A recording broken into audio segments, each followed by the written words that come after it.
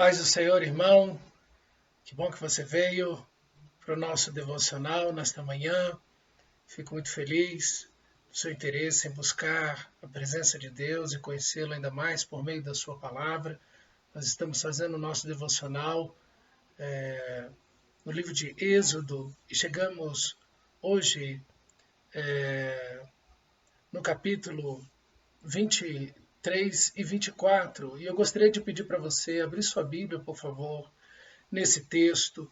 É muito importante que você faça o seu devocional, não apenas ouça aqui o que eu vou ministrando a você, a gente vai meditando junto e elucidando algumas coisas, mas é importante que você faça o seu devocional, você tire tempo para meditar no texto, veja quem é Deus no texto, como os mandamentos, como os princípios, como as ações de Deus revelam a Ele, mas também você veja o ser humano, veja qual é a missão de Deus, né? O que Deus está fazendo, como Deus está agindo, como Deus está direcionando o povo ou aquele grupo de pessoas, a humanidade ali no momento, ou o próprio povo de Israel, ou a própria igreja, independentemente de que texto você estiver na Bíblia, veja como Deus está agindo para guiar aquele povo a cumprir a sua vontade, como ele cumpre a sua vontade em meio a todas essas situações.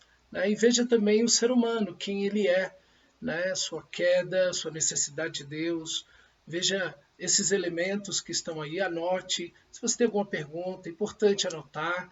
Né? Depois uma leitura mais aprofundada provavelmente pode te ajudar a elucidar qualquer dúvida que você tenha. Amém? Então, o nosso texto começa, capítulo 23 do livro de Êxodo, com uma expressão que é muito atual. O texto diz: não espalharás notícias falsas, nem darás mão ao ímpio para serdes testemunha maldosa. Não espalharás notícias falsas. Esse é um mandamento do Senhor. Há uns 2 anos atrás, nós tivemos o dicionário de Oxford, ele faz todo ano uma palavra que é a palavra-chave, a palavra que mais teve um crescimento percentual, e do ano retrasado a palavra foi pós-verdade. Essa ideia de pós-verdade é a ideia de que a mentira está em pé de igualdade com a verdade. E não apenas isso, a mentira ela sobrepassa a verdade, ela está acima da verdade. A ideia da pós-verdade é que não existe uma verdade absoluta, que não existe uma verdade única, mas que cada um tem a sua verdade. Então isso tem sido por demais falado, difundido, e o que nós vemos é de fato que há essa pulverização da verdade.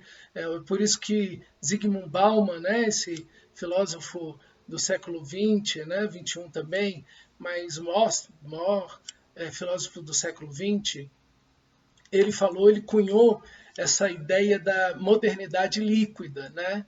Então, isso não há uma estrutura sólida, não há uma verdade absoluta.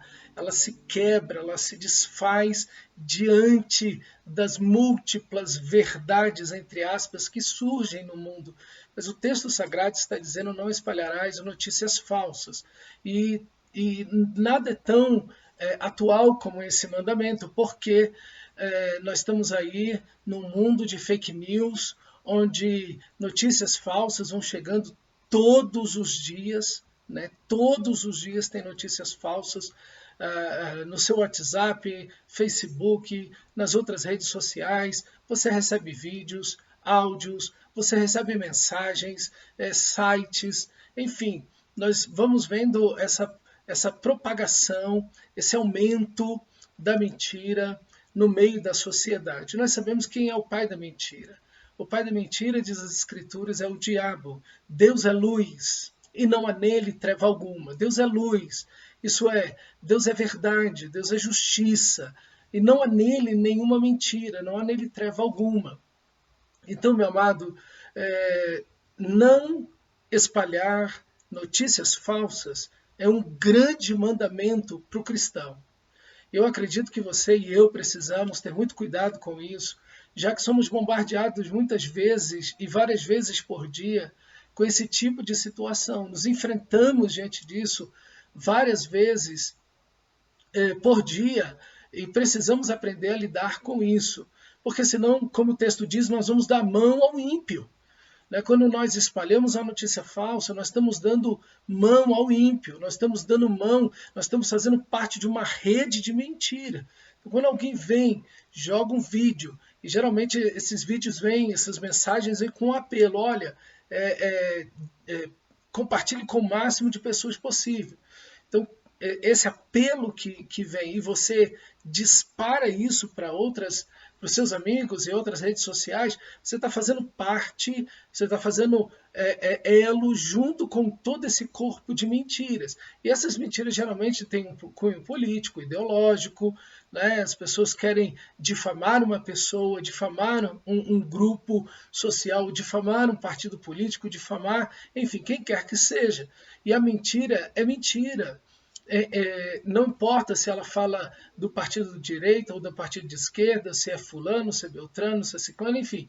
Não importa se de que ideologia ela venha, mentira é mentira. Então, a primeira coisa que você precisa fazer ao receber uma informação, uma notícia, é você averiguar se isso é verdade.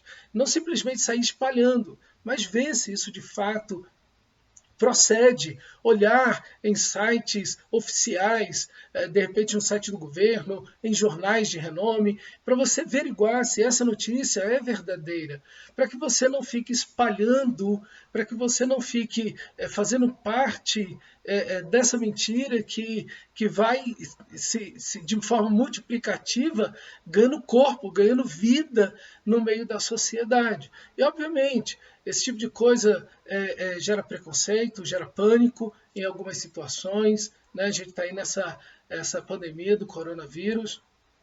Quanto de informação truncada, errada, vem por aí, né? E a gente vai ouvindo, vai recebendo. O ministro da Saúde disse isso, aí joga um áudio, depois o ministro da Saúde vai na televisão e diz, eu nunca gravei áudio nenhum e nem gravo. E o pessoal cristão tá jogando áudio para todo lado aí. Enfim, então, não é isso que Deus nos chamou a fazer. Essa era da comunicação que nós vivemos, uma comunicação mais aberta, essa comunicação mais generosa, essa comunicação que está em todos os nichos sociais, todo mundo, a maioria das pessoas tem um celular, um smartphone que tira foto, que filma, que passa mensagens e recebe textos, e recebe vídeos e fotos, enfim.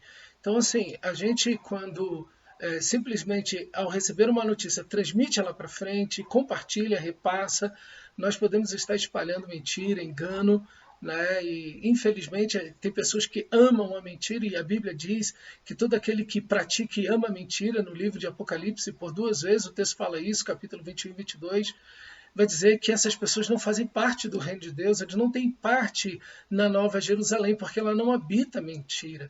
Nós somos filhos da verdade, nós somos filhos de Deus, então nós não podemos, nós não devemos espalhar notícia falsa. Então, todo critério, todo cuidado, mente ativa em relação a isso, não ouvir simplesmente as informações e aceitar, questione, duvide, averigue, julgue todas as coisas e só fique, diz as Escrituras, com aquilo que é bom. Então é nosso dever julgar todas as coisas, é nosso dever, muitas vezes, num grupo lá, sem criar tumulto algum, mas perguntar, gente, será que essa informação de fato é verdade? Estou olhando aqui no site, não estou encontrando, qual é a fonte, enfim. Então, ter cuidado com relação a isso, porque a gente pode jogar o nome das pessoas no lixo, a gente pode jogar a índole de pessoas aí na lata do lixo, e eu creio que nenhum de nós gostaria que isso acontecesse conosco. Então, é muito importante você observar esses fatores, esse mandamento das Escrituras que diz não espalharás notícias falsas, né? E naturalmente isso o texto já nos mostra que isso vem acompanhado da injustiça, né, a injustiça, aceitar o suborno, se inclinar para um e não para o outro, é justamente o parágrafo seguinte, que vai falar sobre os juízes. Né? Então, naturalmente, o alimentar mentira, o contar mentira, o espalhar mentira, o se acostumar com a mentira é algo muito perigoso, porque isso pode acabar fazendo parte da vida das pessoas. E às vezes a gente começa a aceitar e achar que isso é normal, porque já há tanta mentira, e já se ouve tanta mentira, e já se vê tanta mentira, que isso se torna algo comum. Então, tenha cuidado com isso, né? Tenha cuidado com essa situação, não seja você instrumento, né, de espalhar nenhum tipo de mentira, notícias falsas. Fique de olho com isso, né, averigue de verdade essas coisas, para que você não venha a fazer parte dessa situação e ser um instrumento para pulverizar, para espalhar notícias falsas. Isso é perigoso no mundo que nós vivemos, né? A gente rapidamente consegue colocar o nome de uma pessoa, uma instituição ou uma situação para milhares e milhares de pessoas e, dependendo da repercussão, milhões de pessoas. Né? Então, é um estrago muito grande. É mais ou menos assim. É como se você subisse num prédio alto, pegasse um travesseiro de pena de ganso e de lá você rasgasse esse travesseiro e balançasse ele ao vento e aquelas penas começassem a se espalhar por ali, por todas as partes. Mentira é assim. Você consegue espalhá-las por todos os cantos e meios, mas quem vai juntar essas penas?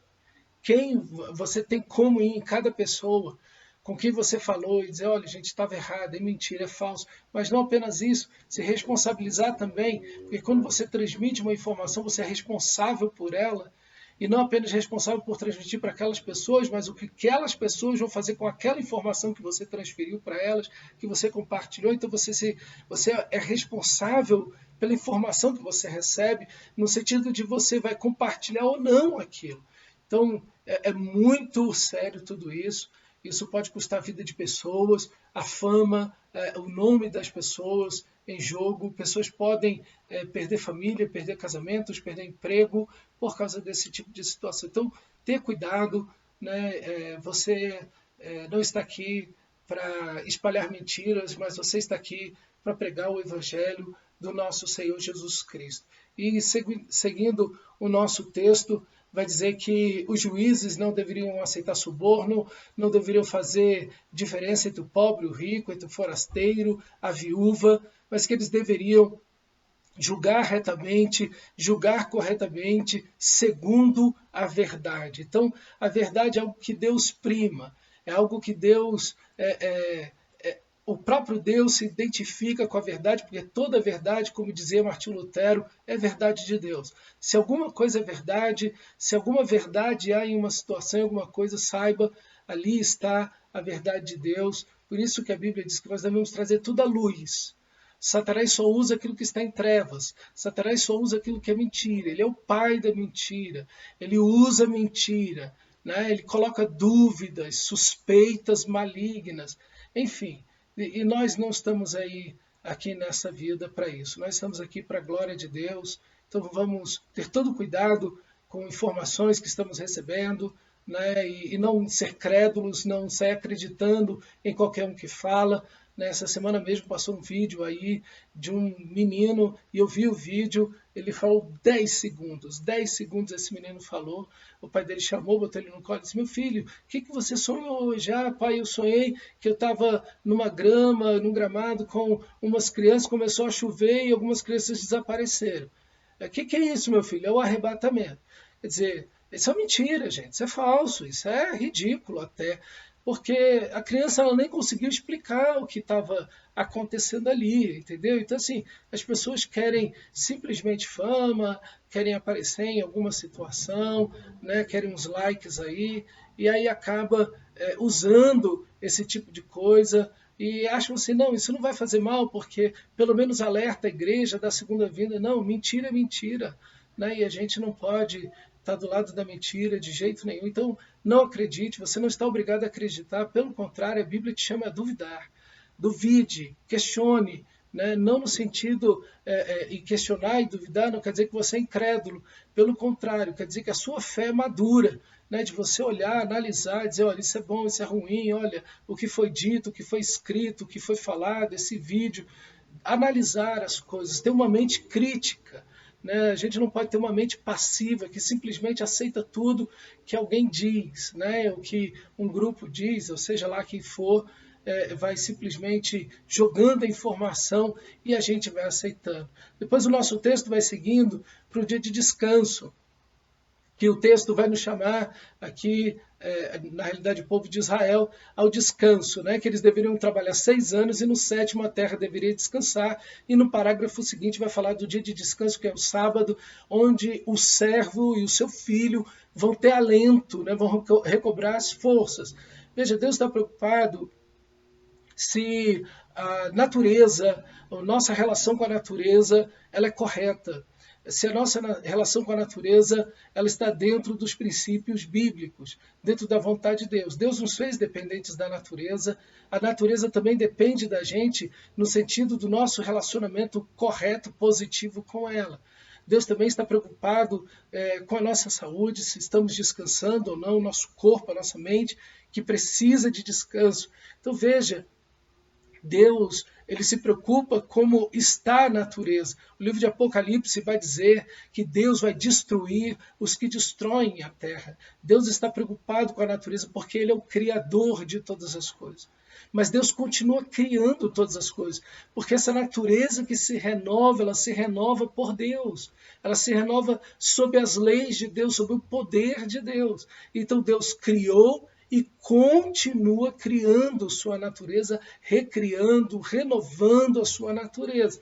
Deus não quer que a natureza seja destruída, Deus não quer que a natureza seja queimada, poluída, violada, violentada, como o ser humano na grande parte do mundo faz, né? O uso inadequado que o ser humano faz da natureza. Pelo contrário, Deus colocou Adão e Eva no jardim para cuidar do jardim, né, e dele proteger. Deus proíbe o povo de Israel, por exemplo, de fazer uma prática que era muito comum na guerra naquela época, de chegar num país, chegar naquela cidade, naquele local e cortar todas as árvores para que as pessoas não tivessem o que comer depois. E Deus está dizendo, a tua guerra é contra as árvores, deixa as árvores aí. Enfim, Deus está preocupado se a terra está descansando, Deus está preocupado se você vai, ao pegar, encontrou um ninho ali, e se você encontrou os ovos e a mãezinha junto, você vai tirar os ovos, mas vai deixar a mãe. Por quê? Porque essa espécie não pode se extinguir. Deus não quer isso. Deus está preocupado com a natureza, porque Ele é o Criador, e Ele quer que nós tenhamos um relacionamento correto. Spurgeon, fazendo a citação de um amigo dele, diz que quando um homem se converte, até seu cachorro e seu gato veem a diferença. Óbvio, essa pessoa vai tratar melhor o seu animal. A Bíblia diz no livro de Provérbios que o ímpio ele maltrata o seu animal, mas o justo acolhe bem e cuida bem do seu animal. Então, nós precisamos ter uma consciência bíblica, correta, santa, do nosso relacionamento com a natureza. Não estou falando com isso no exagero oposto em que muitas pessoas fazem de pegar o totó, pegar o petzinho lá de casa e fazer dele um membro da família e gastar milhares de reais com ele. Não, você deve cuidar, deve alimentar, mas ali tem um bicho, ali não é uma pessoa. Né? E às vezes as pessoas trocam as prioridades aqui, colocando o bicho no lugar dos filhos, do pai, da mãe, enfim. Ou mesmo de crianças que estão aí necessitando de ajuda, de apoio financeiro, e a pessoa consegue gastar centenas, às vezes milhares de reais com um pet, mas não tem coragem de tirar o dinheiro do bolso e dar uma oferta lá para os Médicos Sem Fronteira, ou para alguma instituição que está cuidando de crianças, enfim.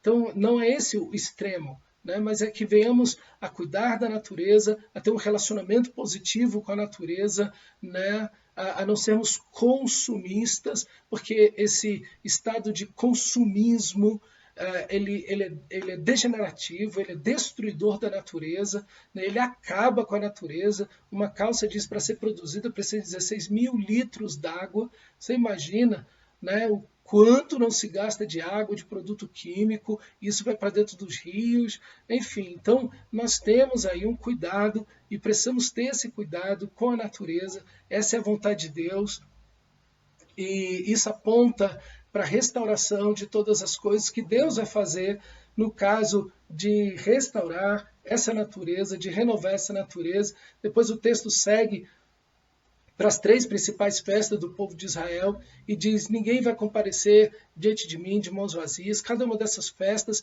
elas apontam para a obra redentora de Cristo. Veja, Jesus morre na Páscoa, você tem o Pentecoste, que é a festa da colheita, onde o Espírito Santo vem sobre a igreja. Então, essas festas eram símbolos redentivos de como Deus faria a obra da redenção. Né? Então, é tão bonito olhar como Deus é didático nesse sentido. Ele não apenas dá um mandamento, mas ele dá uma festa para você celebrar. Né? E aqui tem algo bonito para mim, para você, que nós somos pais, podemos e devemos ensinar os nossos filhos a graça de Deus, né, a redenção em Cristo Jesus. Nós podemos fazer isso de modo alegre, feliz, né, e devemos fazer isso de forma lúdica também, não há nenhum problema com isso, e aprender aqui com Deus que Ele faz isso de uma forma tão bonita, tão agradável, né, e dá festa, e as pessoas descansam, e comem, bebem, e se alegram, e se divertem diante de Deus. Então a gente pode fazer isso, nós podemos e devemos fazer isso. Logo em seguida vem o texto que mostra a ideia da promessa da terra prometida, das nações que ali estão, e o povo de Israel, assim também como a igreja, vai estar, irmão, entre as nações, e o povo de Israel não soube fazer isso, apesar dos alertas de Deus. Nesse mesmo capítulo, Deus vai dizer para eles: vocês não vão fazer aliança com essas nações, vocês não vão casar com as pessoas dessas nações, eles contaminaram a terra e agora eu tenho que expulsá-los. Eles contaminaram a terra com a injustiça, com a idolatria, com a imoralidade, com a violência. Eles estão destruindo aquela terra porque eles estão se destruindo uns aos outros, e vocês não vão fazer isso, vocês vão viver em santidade porque eu sou santo. Mas infelizmente Israel não soube lidar com essa situação de estar entre as nações, de estar no meio das nações e manter-se santo. É o mesmo dilema da igreja hoje. A igreja hoje está entre as culturas. Nós vivemos numa sociedade multicultural, né? Ainda vivendo num país, nós temos diversas culturas no mesmo país, dentro de uma única cidade, às vezes dentro de um único bairro, nós temos algumas culturas que estão ali, e nós precisamos nos relacionar com essas culturas, influenciando essas culturas pela santidade de Deus, pelo Evangelho de Cristo, e pregando o Evangelho para eles, e não sendo influenciados. Então aqui vai muito um alerta para mim e para você, quais as alianças que estamos fazendo, né, os compromissos que estamos fazendo.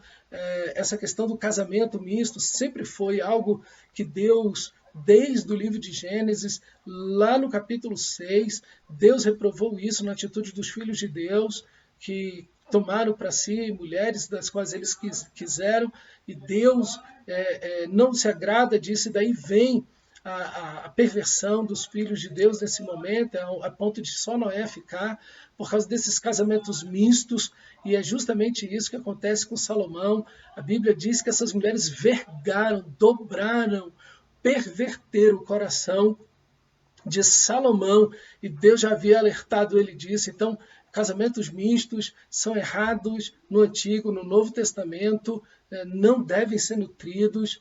Né? Paulo vai dizer que o cristão deve casar no Senhor, e só deve casar com um outro cristão, para que esse tipo de situação não aconteça. E no capítulo 24, é um texto muito interessante, mostrando aí a graça de Deus que se estende não apenas para Moisés, mas também para os líderes da nação de Israel. O que Deus queria era revelar-se a Moisés, revelar-se a todo o povo de Israel. Mas Deus, ele, de forma especial, queria também revelar-se aos líderes da nação de Israel, para que houvesse ali um grupo de liderança. Por isso que o texto sagrado, capítulo 24, versículo 1, diz assim: disse também Deus a Moisés: sobe ao monte tu, Arão, e Nadab e Abiú, e 70 dos anciãos de Israel, e adorai de longe. Veja, Deus está incluindo esses homens, não apenas Moisés, mas para que haja uma coesão de fé, de princípios, de liderança, e que essa liderança, esses 70 anciãos, junto com Arão, Nadab e Abiú, seus filhos, pudessem transmitir a fé em Deus, o conhecimento de Deus ao povo de Israel, e pudesse governar, dirigir, decidir e ajudar o povo a tomar decisões e tomar caminhos que fossem bíblicos, que fossem segundo a palavra do Senhor. Por isso Deus inclui esses homens e os chama à sua presença. E de forma maravilhosa, vai dizer aí o versículo 9, Deus se revela para eles assim, uma experiência fantástica que Deus concede a eles. E subiram Moisés e Arão, Nadab e Abiú e 70 dos anciãos de Israel e viram o Deus de Israel. Eles não viram Deus cara a cara, mas eles viram parte da glória de Deus, parte do poder de Deus, e aí o texto vai tentar dar uma ideia para a gente do que seria isso, numa figura de linguagem, sob cujos pés haviam uma como pavimentação de pedra de safira, uma coisa muito bonita, muito preciosa, muito delicada, uma coisa muito especial que havia sob os pés de Deus, que se parecia com o céu na sua claridade. Uma coisa translúcida, é uma coisa que as palavras fogem, né, da capacidade de dizer aquilo que realmente eles estavam vendo. E Deus, o texto diz, não estendeu a mão para tirá-los dali. Pelo contrário, Deus os acolheu. Porém, eles viram a Deus e comeram e beberam. Aqui está a generosidade de Deus. Deus sabe que todos esses anciãos, e esse evento acontece antes do capítulo 32, que acontece o infeliz evento do bezerro de ouro. Esse evento acontece antes. Então, veja a graça de Deus que se estende, o convite de Deus, a revelação de Deus para com o povo de Israel e sua liderança, mostrando para eles o testemunho que não apenas Arão tem, né, mas que todos esses líderes têm. Arão, na hora lá do bezerro de ouro, não falou nada. E esses outros homens, né, que viram o mesmo que Arão viu, né, que ouviram o mesmo que Arão ouviu, porque eles não se levantaram, né, porque eles não disseram nada, porque eles não falaram para o povo, olha, não, nós vimos a Deus, Ele está ali, Moisés está falando com eles, vão buscar o Senhor. Não, eles simplesmente se omitiram, se calaram, nós não vemos nada no texto deles. Né? Pelo contrário, o que vamos ver é lá na frente, durante 40 anos, esses 70 anciãos aqui se rebelando contra Moisés, contra Arão e contra Miriam, contra a liderança do povo de Israel. Eles vão se rebelar e você vai ver Datã e Abirão entre esses 70 anciãos, provavelmente. Eles devem estar ali. E esses homens que viram a glória de Deus, que viram o céu de Deus, que viram a presença de Deus, o texto diz que eles viram a Deus, né, alguma forma da glória de Deus, agora são pessoas que estão sendo prostradas no deserto pelos seus pecados, pela sua incredulidade, muitos pela sua imoralidade, pela injustiça, pela murmuração que eles estão vivendo. Então, amado irmão, aqui tem uma lição para mim e para você. Experiências são boas, são muito boas, mas nós precisamos crescer na fé, nós precisamos avançar na fé, nós precisamos ir adiante e não apenas ficar com uma experiência ou outra que já tivemos, mas como Moisés, lá no capítulo 32, que tinha sede de Deus.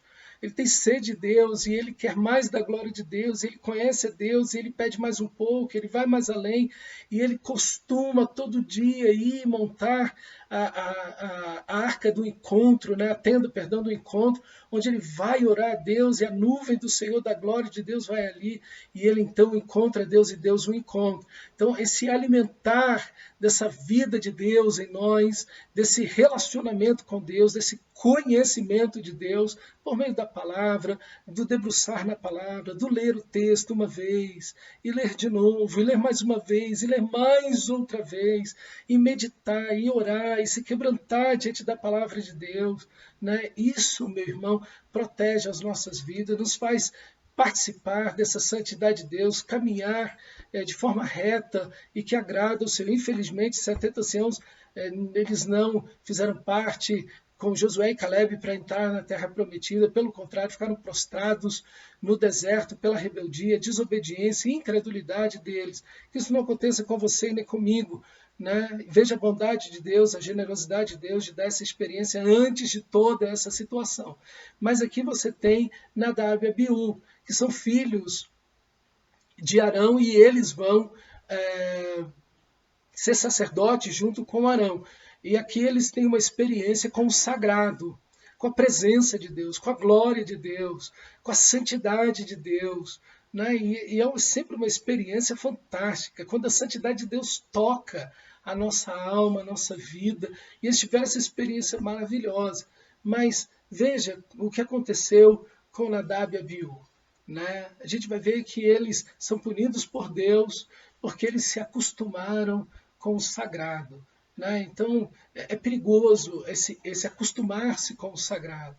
Não, eu já sei pregar, então eu vou pregar de qualquer jeito. Eu já sei cantar, então aqui em cima da hora, de qualquer jeito, eu vou preparar uma mensagem, ou eu vou preparar um texto, eu vou preparar um cântico, eu vou orar, eu oro de qualquer jeito, eu vou ler a Bíblia, eu vou fazendo de qualquer jeito, porque eu estou acostumado com essas coisas que são sagradas. A Bíblia é sagrada, a oração é sagrada, a adoração é sagrada.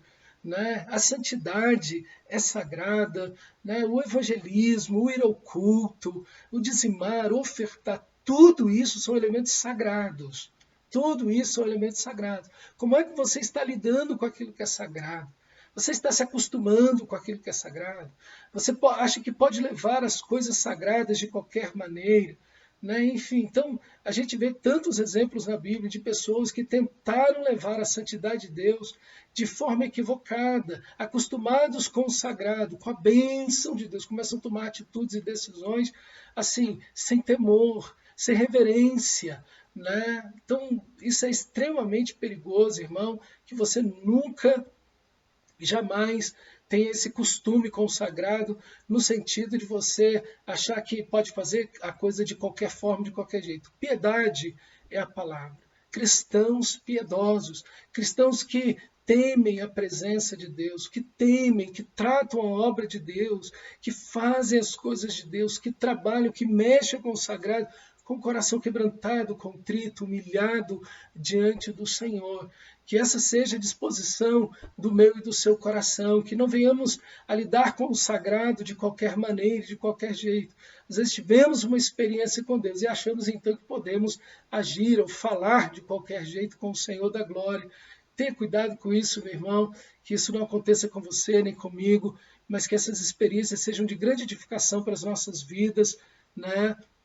E que você possa se fartar diante de Deus, da sua presença, e se alegrar diante do Senhor da glória, e não tem problema nenhum com isso. O texto diz que eles viram a Deus e comeram e beberam, fizeram um banquete ali, tiveram uma festa ali, uma alegria na presença do Senhor, porque na presença do Senhor há abundância de alegria, e isso é maravilhoso, né? Mas que a gente tenha cuidado, sabendo que o nosso Deus é santo, e Ele é fogo consumidor, e Ele não tem por inocente aquele que vai agindo em pecado de maneira alguma. Então, Deus, na sua santidade, mas também na sua graça tão generosa, nos acolhe na sua presença para nos edificar, para poder nos levar ao crescimento e participação na sua santidade. Que isso não seja um laço para a minha vida e para a sua vida. Meu amado irmão, espero que essa manhã, nessa pequena meditação, tantas coisas, né, para a gente aqui nesse texto, e sempre tem muita coisa, ainda tem muitas coisas aqui, eu estou tomando alguns pontos principais, mas existe muita, como eu digo, geralmente tem muita carne aqui ainda, você pode se deleitar, você tem muito manancial aqui para você aprovar, né, para você colocar o seu coração em oração, e Deus vai seguir falando com você. Deus te abençoe e te guarde e resplandeça sobre você o rosto dele e te dê a paz e a graça do nosso Senhor. Deus te abençoe, meu irmão.